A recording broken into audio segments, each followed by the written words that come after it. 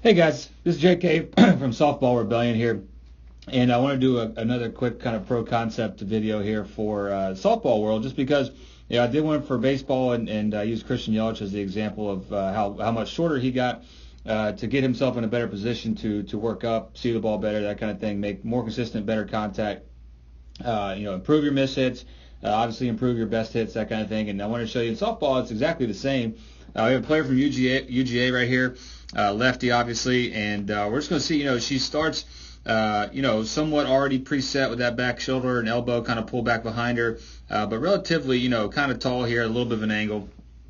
And as she goes through her loading process, you're going to see, just like in any good swinger of a baseball or softball bat, you're going to see how she really works the hips out in front of her, right? So through her move forward is hip based, not leg based. So a lot of people will notice and really pay attention to the front foot or leg moving out, when really we want to pay attention to her core, to her hip action and how that's moving her stride. And you can see how it's not very big. She starts kind of open and already kind of wider, but the hip shift is clear and present. Her head gets a little bit lower as she's moving the hips out, but look at this angle that she creates for herself, kind of back through the front foot. You can see that angle back away from the pitcher. That's going to help get the barrel working back up around her body. And you're going to see as she goes into the ground, that front heel, and you can see that the rotation starts to happen. She's actually getting a little bit lower and more as she rotates, and now she's really set up. You can really see that, even from the side view here, you can see the hinge in towards the catcher.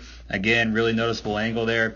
And then she's able to really do a phenomenal job of rotating up from behind this ball. Look at this. This is such a cool video. Anytime you can see this in slow motion, you can really sit there and remind yourself that, I gotta get this barrel turning in the way behind the catcher's mitt, or in front of the catcher's mitt and behind the ball. That's going to give me my greatest room for error. That's why you're only as good as your miss hit. We say it all the time in lessons. You're only going to be as good as you can be if you're miss hitting the ball well, because you're not going to have perfect timing every pitch or perfect location, but if you can miss hit the ball well, you're going to do great things. And obviously this is a well-timed mistake pitch. The pitcher leaves it up. You can see the catcher's mitt rising, so the pitcher makes a mistake here. You can see that softball again. Softball, clearly the pitch coming downward, not super down, but still down. And you can see her really working that turn from behind her body up through contact. So again, you can see the bat rising somewhere back here from behind her hip up through contact. She gets the contact with just impeccable everything. Great use of the ground, that front leg pushing back.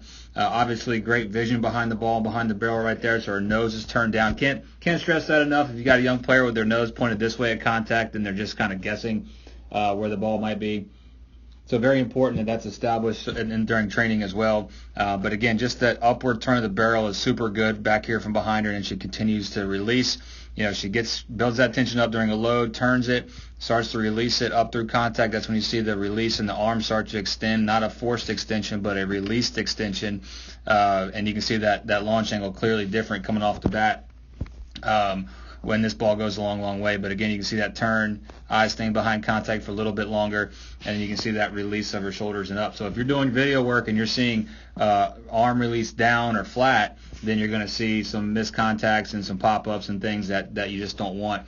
But again, this angle, man, I can't stress it enough. You can see if I put it all the way right there and I pull it all the way back, you can see that's all set up at the beginning. Right, all that angle. She's actually going to lose a little ground. Notice that little bit of ground lost to the pitcher. A little bit of back foot movement, not a ton here, but you can see the ground being lost as she rotates. So keep that angle, make sure the bat's working up so she strikes that ball well. It's an excellent ball striking idea, getting your body in those positions. Not just about bat speed, right? We know that's part of the equation, but your ability to strike the ball well consistently is all about posture, setup, head position, and getting that bat to work up to the zone. Thanks a lot, guys. Hope you enjoyed it.